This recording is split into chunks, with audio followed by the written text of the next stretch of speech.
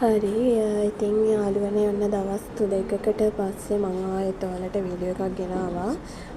ඉතින් අයහපත් කාලගුණ තත්ත්වය නිසා තමයි පොඩ්ඩක් මේ ටිකේ මගේ රැකියාවේ වැඩත් එක්ක ඉතින් පේපර් එකක් ගේන්න අමාරු වුණා.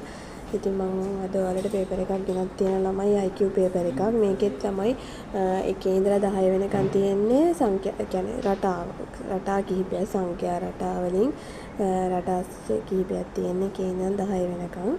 ඉතින් මේ ප්‍රශ්න ටිකත් කරන්න ළමයි. ඊට පස්සේ ආයේ තියෙනවා ළමයි 11 ඉඳලා 20 වෙනකන් ඒත් තියෙන ළමයි වචන 5ක් දීලා තියෙනවා. 4ක් එකිනෙකට ගැලපෙනවා. ඒක වචනයක් එතනින් ගැලපෙන්නේ නැහැ. ඉතින් ඒ ගැලපෙන්නේ නැති වචනේ තමයි මෙතනින් තෝරන්න ඕනේ. එතනත් 11 ඉඳන් 20 වෙනකන්ම තියෙන්නේ ඒ ගැටලු ටික. ඊට පස්සේ ළමයි තියෙනවා ආයේ 21 ඉඳලා තියෙන රූප සටහනක්. රූප සටහනකින් ඒකෙත් තියෙන රටාවක්. ඉතින් ඒ රූප වලිනුත් රටාවක් තියෙන. ඒ රටාවේ ඊළඟට ප්‍රශ්නාර්ථය දාලා තියෙන තැනට එන එක තමයි අපි හොයන්න තියෙන්නේ. ඊළඟට තියෙන්නේ 22 තියෙන්නේ ළමයි රූප සටහනක්. රූප රටාවක්. ඉතින් ඒ රූප රටාවෙනුත් ඊළඟට එන එක අපි හොයන්න ඕනේ. ඊළඟට තියෙන 23 ප්‍රශ්නාර්ථ ලකුණු තියෙන තැනට එන්න ඕනේ. ඉලක්කම මොකක්ද කියන එක තමයි අපි හොයන්න තියෙන්නේ. ඒකත් සංඛ්‍යා රටාවක් තියෙන්නේ යම් කිසි විදිහකට හදපුව. ඉතින් ඊළඟට 24ත් ළමයි ප්‍රශ්නාර්ථයට තියෙන තැනට උත්තරේ ඉලක්කමක් තමයි එන්නේ. මට දැන් මේ ඔයාලට මේව කියනකොට උත්තර කියවෙන්නත් වෙනවා ළමයි. ඉතින් 25 තියෙන්නේ ප්‍රශ්නාර්ථයට ගැලපෙන සුදුසු සංඛ්‍යාව තෝරන්න. ඊළඟට තියෙන්නේ ආයෙ 26 තියෙන ළමයි. ඒ තියෙන්නේ රූප රටාවක්. ඉතින් ඒකේ ඊළඟට එන එක තෝරන්න තමයි තියෙන්නේ. ඊළඟට තියෙන්නේ 27 ඒකත් රූප රටාවක්. ඒකෙත් ඊළඟට එන විදිය තියෙන්නේ. ඒ කියන්නේ මෙහෙමයි ළමයි. ඒකේ තියෙන්නේ රූපයේ 100ට අංශක 90ක් වාමාවර්ත භ්‍රමණය කොට කැඩපතක් ඉදිරියේ තැබූ විට කැඩපත තුලින් එම රූපය දැర్శණය වෙන විදිය තමයි තෝරන්න තියෙන්නේ. හරි ඉතින් 28 ප්‍රශ්නේ තියෙන්නේ රූප පහක් අතරක් තියෙන රූප පහක් අතරින් යම්කිසි සම්බන්ධතාවයක් තියෙනවා. ඉතින් රූපය තෝරා යට යටින් ඉර ගණනය කියන්නේ සම්බන්ධතාවය. මේ රූප පහෙම යම්කිසි සම්බන්ධතාවයක් තියෙනවා. ඒකෙන් ඉතින් ගැලපෙන්නේ නැති එක තෝරන්න කියලා ළමයි ඉතින් කියන්නේ. ඊළඟට 29 තියෙනවා ළමයි ප්‍රශ්නාර්ථ ලකුණට එන පිළිතුර සංඛ්‍යාව කීයද කියලා තමයි අහන්නේ. ඊළඟට 30 තියෙනවා. 30 ප්‍රශ්න තියෙන ප්‍රශ්නාර්ථ ලකුණ සුදුසු සංඛ්‍යාව ඒකත් සංඛ්‍යා රටාවක් ළමයි තියෙන්නේ. ඉතින් ඔන්න සංඛ්‍යා රටා එක විවිධ සංඛ්‍යා රටා රූප වලින් රටා ඒව තමයි තියෙන්නේ. ඉතින් ওই ටික ඔයාලා කරන්න පුළුවන්. හරිද? ඊළඟට 31 ඉඳන් 35 වෙනකන් තියෙනවා ළමයි. එක් ප්‍රශ්නේ ඉංග්‍රීසි වචනයක් රහස් ක්‍රමයකට අකුරු මාරු කර යොදා ගොඩනගා තියෙනවා. එම ක්‍රමය හඳුනාගෙන ඉංග්‍රීසි වචනයට ගැලපෙන රහස් වචනයේ වර්ණය තුලින් තෝරා යටින් ඉරක් අනින්න කියලා තියෙන්නේ. යම් කිසි රටාවකට තමයි මේ ඉංග්‍රීසි අකුරු ටික තෝරලා ලියලා තියෙන්නේ. එතකොට ඒකේ ලියලා තියෙන රටාව රහස් ක්‍රමයක් කියලා කියන්නේ. ඉතින් අපි මේ වගේ වට ඒක හරියට ගලපන්න කියලා තමයි ඔයාලට මේ දාලා තියෙන මෙතන ප්‍රශ්න පහක් තියෙනවා ළමයි. 31 ඉඳන් 35 වෙනකන් ඉංග්‍රීසියේ අකුරට තියෙන්නේ ඒ ඉංග්‍රීසි අකුරු වලින් තියෙනවා ළමයි. ඊළඟට තියෙනවා 36 ඉඳලා 40 වෙනකට තියෙන්නේ සිංහලෙන් ඒ රටාවල් ටික තියෙන්නේ.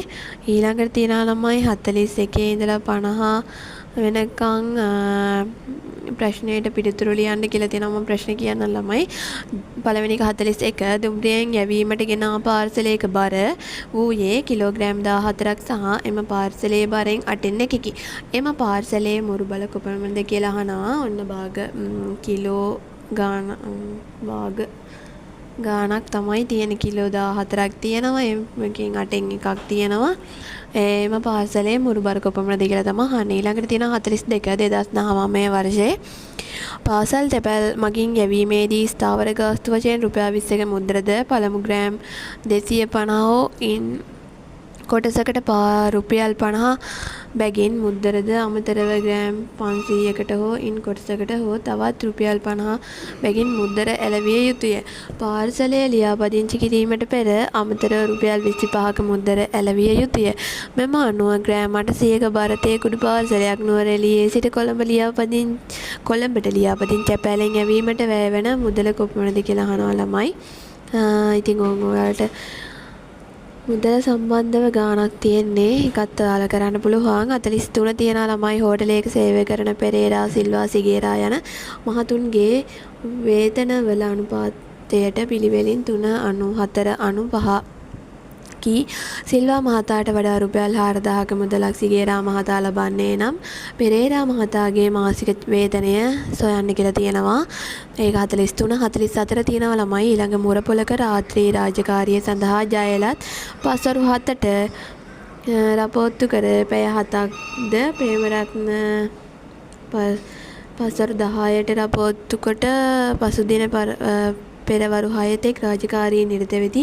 ඔවුන් දෙදෙනාම එකට සේවයේ යෙදුන කාලය කොපමණද කියලා අහනවා.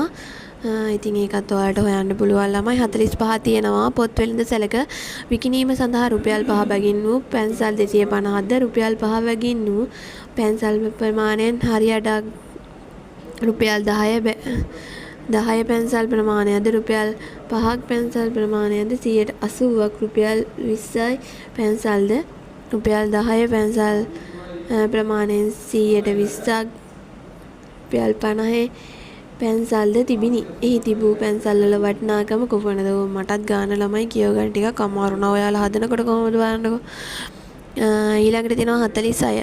රජයේ කාර්යාලයක සේවය කළ කාන්තාවන් 5 දෙනෙකුගේ වයසේ සාමාන්‍ය වූයේ අවුරුදු 26කි.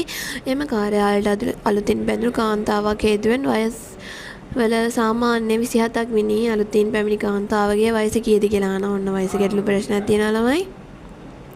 47 තියෙනවා එක්තරා මිනිස් ඇමරුම් වලක සේවය කළ වීරසේන රාජන් හා මොහිදීන් යන අය පිළිවෙලින් මිනිත්තු 20 30 හා 45 බැගින් වතාවකට කිවිසුම් මාරිද්දීමේ තිදෙනායක වරම පස්වරු 8:50ට කිවිසුම් මැරියේ නම් නැවත තිදෙනාම එකට කිව්වහො අරින්නේ කවර වෙලාවකටද කියලා අහනවා. හරිම ලේසි ළමයි. 48 තියෙනවා එක්තරා වර්ෂයක නොවැම්බර් මාස 27 සිට දෙසැම්බර් මාස 2 දක්වා කිසිදු නිවාඩු දිනයක් නොවිනි ලියුම් බෙදන්නෙකුට තැප අප්‍රේල් 27 දින ලියුම් 8ක් බෙදා දුන් අතර ඊළඟ සෑම දිනකම පළමු දිනට වඩා ලියුම් 3 බැගින් බෙදන ලදී. එම කාලයේදී ඔහු විසින් බෙදා දෙන ලද මුළු ලියුම් ගන්න කොපමණ වේද කියලා අහලා තිනවන. ටිකක් අමාරු ගැටලුවක් වගේ වෙන්නේ නෑ ළමයි. හරිම ලේසි. ඊළඟට තියෙනවා 49 විශ්‍රාම වැටුප් ගෙවන කාර්යාලයක රාජකාරී කරන ක්‍රිෂ්ණ රාජා මහතා මෙසේ කියයි. මීට අවුරුදු 10කට පෙර මා මෙහි වැඩට එන විට අපේ කන්තෝරුවේ ලොකු මහත්තයාගේ වයස මාගේ වයස මෙන් දෙගුණයක්. තව අවුරුදු 10කින් මාගේ වයස අවුරුදු 40ක් වෙනවා. ඒ කියමනට අනුව තව අවුරුදු 10කින් ලොකු මහත්තයාගේ වයස ක්‍රිෂ්ණ රාජාගේ වයස මෙන් කී ගුණයක් වේද කියලා අහලා තියෙනවා. ඔන්න වයස් වල ගැටලුවක් තියෙනවා. ඊළඟට 50 බැංකුවක ABCD E සහ F යන කවුන්ටර් වල ෆර්නා අරුණි නාගේෂ් වරුණි ජයමහා හා විනෝදනී යන අය සේවය කරති. ඒ අනුපිළිවෙලින් නොවේ. විනෝදනී දෙපස වරුණි නාගේෂ් හෝ ජයමහා හෝ සිටියේ නැත. නාගේෂ් දෙපස අරුණි ෆරීනා සිටියේ නැත. ෆරීනා දෙපස අරුණි හෝ ජයමහා හෝ සිටියේ නැත. පළවන කවුන්ටරයේ සිටියේ අරුණි නම් අවසාන කවුන්ටරයේ F සිටියේ කවුද? ඒ කියන්නේ A සිටියේ අරුණි නම් අවසාන කවුන්ටරයේ F සිටියේ කවුද කියලා අහනවා. ඔන්න ළමයි හපෝ ටිකක් ගැටලුව අමාරුයි නේද? කියව ගන්නත් අමාරු නානේ මට. කමක් නෑ. ඕන් ඉතින් මමම දාන ඒවා වල වැරදි අඩුපාඩු තියෙන්නත් පුළුවන්. ළමයි චුට්ටක් Google බලලා හදන්න. අපි හරි උත්තරේ ගමු. ඉතින් මම උත්තර ටික පස්සේ දාන්නම්. වයිස් පේපර් ටික කරන්නකො ළමයි වෙන්ටම් වැඩක් නෑ. මේ ප්‍රශ්න ටිකයි උත්තර ටිකයි එකපාර දුන්නාම ඔයාලට ඒකට කිසිම ගැම්මක් එන්නේ නෑ මේ එක්සෑම් එක ගැන. ඒ හින්දා හරි. ඔයාලා දැන් ওই ටික ලියන්න. බලමු මං ඊළඟට දානවා සාරාංශ කරන ප්‍රශ්න ටිකක් ළමයි. ඒ ටික ටග් ගාලා අපි ඒකත් කරලා ඊළඟට යන් කොහොමත් ළමයි එක්සෑම් එක එන්නේ ජනවාරි වල. මොකද දැන් දෙසැම්බර් කාලසටහනත් නිකුත් වෙලා තියෙනවා. දෙසැම්බර් මාසේ කාලසටහනට ග්‍රාම සේවා එක්සෑම් එක නැහැ. ඒ හින්දා ජනවාරි මුල සතිය අනිවාර්යෙන් එක්සෑම් එක තියෙන්න පුළුවන් කියන එක ගොඩාක් දුරට කියවෙනවා. ඉතින් අපි ඒකට ලෑස්ති වෙමු. තව තියෙනවා අපිට රචනා ලියන්න ගොඩක් දේවල් තියෙනවා. හරි ළමයි. ඉතින් අද මේ ගණන් 50 හදන්න. හරි මං ඔයාලට ඊළඟට අලුත් පේපර් එකකින් ඔයාලත් එක්ක එකතු වෙන්නම්. එහෙනම් හැමෝටම ස්තුතියි.